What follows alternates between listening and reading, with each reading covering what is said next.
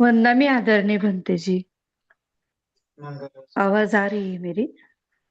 मेरा ये सवाल था कि अभी अभी के दिनों में बहुत बिजी रहते हैं लोग। जैसे कि मैं सर्विस करती हूँ तो बहुत कम वक्त मिलता है मुझे घर पर।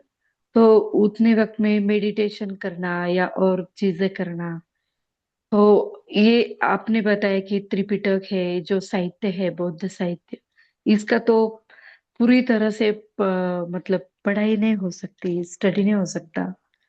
तो मेरा सवाल ये है कि ये मुक्ति के लिए ये साहित्य का अभ्यास करना जरूरी है क्या? मतलब विपश्यना या आनापान, इन क्रियाओं से होकर हमें मुक्ति तक जाने के लिए, उसके लिए हमें पढ़ाई करनी पड़ेगी साहित्य की। हम्म, साहित्य की पढ़ाई करना बहुत जरूरी है, इसलिए जरूरी हो जाता है क्योंकि आपको पर्याप्त ज्ञान पता होना चाहिए। जैसा ना, परियति का अर्थ ही क्या है कि पर्याप्त ज्ञान होना चाहिए।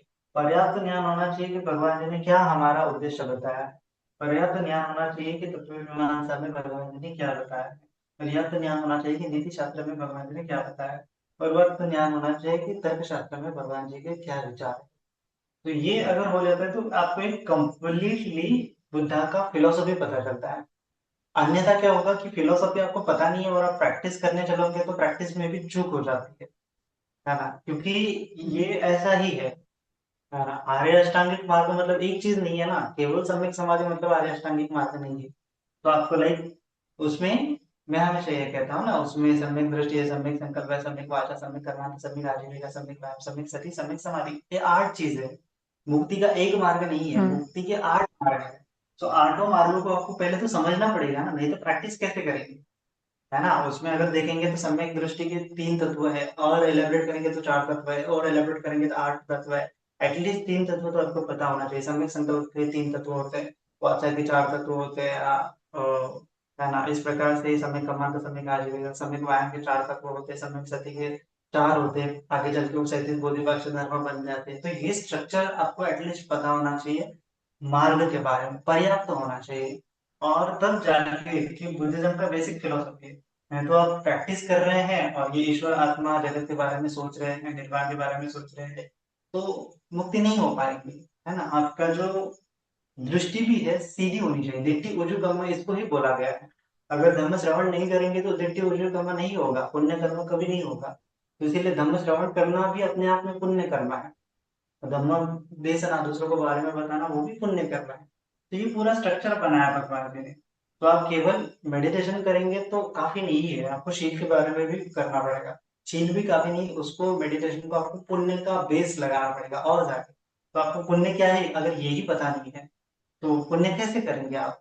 है ना। तो लाइक अगर आप मिथ्या दृष्टि रखते हैं तो अपने आप में पाप कर्म हो जाता है। सो पुण्य कर्म करने के लिए मिथ्या दृष्टि को हटाना भी जरूरी होता है। फिर बुद्ध धर्म संगत के प्रति श्रद्धा रखना भी जरूरी होता है। सो बुद्ध धर्म संगत क्या है यही आपको पता नहीं तो फिर श्रद्धा कैसे उत्पन्न होगी। तो इसीलिए पर्याप्त आपको मोटा मोटा बुद्ध धर्म का फिलोसफी मालूम होना चाहिए। है ना, और जितना उसको बात, क्योंकि भिक्षु लोग उसको ज्यादा ज्यादा घुमा फिरा के तो नहीं बताते, उतना ही जो होता है उसको ही थोड़ा सा अन्य ढंग से, अलग ढंग से, डिटेल के रूप में उसको ही समझाते। अभी हम ये भगवान जी के 9 गुणों के बारे में सुन रहे हैं, तो इसमें लाइक अलग चीज है ही नहीं है, यही चीज है ना। तो ये चीज है कि आपको कुछ आज का लेसन मिला होगा तो कुछ तो आपको प्रैक्टिस के लिए मोटिवेशन मिला होगा, कुछ तो आपको प्रैक्टिस के लिए राह मिला होगा, कुछ तो आपको प्रैक्टिस के लिए डायरेक्शन मिला होगा। तो ऐसे ही बूंद बूंद से घड़ा बढ़ता है और आप निर्वाण की तरफ जाते हैं। अगर ये आपने समझो सुना ही नहीं है तो भगवान जी के प्रति ना तो श्रद्धा उत्पन्न होगी, ना तो प्रैक्टिस के बारे में पता चलेगा। है ना, ना ही सम्यक दृष्टि उत्पन्न होगी। तो इसीलिए धर्म श्रवण करना भी उतना ही जरूरी है। कार्य न धर्म श्रवण कीर्तन मंगलम बोला गया है। तो इसको भी धम्म श्रवण करना भी एक प्रैक्टिस है, इसको अलग नहीं समझना है प्रैक्टिस की। तो अलग समझ लिया तो गड़बड़ हो जाती है। तो इसीलिए ये प्रैक्टिस का भाग ही है। दृष्टि को सीधा करना प्रैक्टिस का भाग ही है, श्रद्धा को उत्पन्न करना प्रैक्टिस का भाग ही है। ऐसा अगर हम समझते हैं तो बहुत जल्दी जल्दी भर भर के प्रैक्टिस होती है ना। अन्यथा क्या होता है कि हम खुद ही प्रैक्टिस को संकुचित रख देते हैं। मेडिटेशन मेडिटेशन ज्यादा पुण्य नहीं हो पाते, तो प्रैक्टिस भी आगे आगे फलित नहीं हो पाती। तो प्रैक्टिस को फलित करने के लिए ये चीज भी आपको पुश करते हैं निर्वाण की दिशा की तरफ, जी। पुण्य और करने के लिए। ठीक है। वंदना आदरणीय भंते जी। बिल्कुल।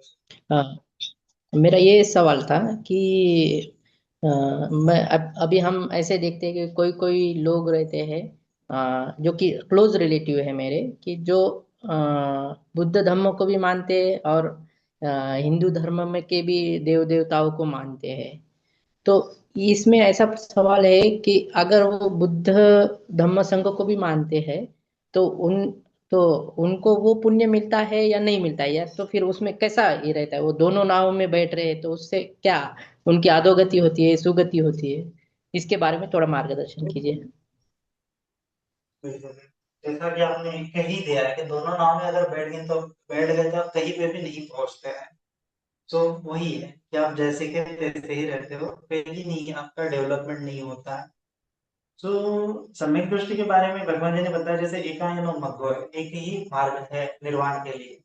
तो निर्वाण का कंसेप्ट अगर आपको नहीं समझ में आता है, तो निर्वाण का मार्ग आपको नहीं समझ में आता है, तो निर्वाण कैसे मिलेगा, पुण्य कैसे होगा? तो दिट्ठी उजु कर्म ऐसा चीज है, दृष्टि अगर सीधी हो जाती है तो भर भर के पुण्य होते हैं।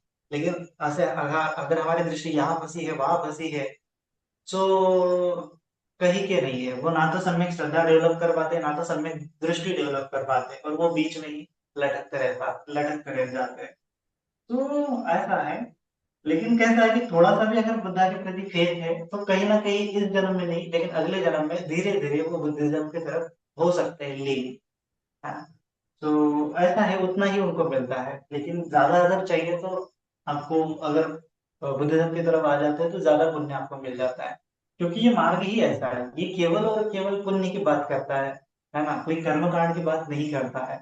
और ये एकदम तर्क के आधार पर, न्याय के आधार पर, नीति शास्त्र के आधार पर ये बात करता है। ये ऐसे केवल आपको मानना ही है ऐसा नहीं बोलता है, लेकिन अगर आपने मान लिया तो कल्याण हो जाता है ना। जबरदस्ती तो नहीं बोलता, कोई बोलते मेरी बात को मत मानो, लेकिन अगर मान लिया तो महान कल्याणकारी है। ये चीज जब तक उनको नहीं समझ में आती है तब तक कोई फायदा नहीं।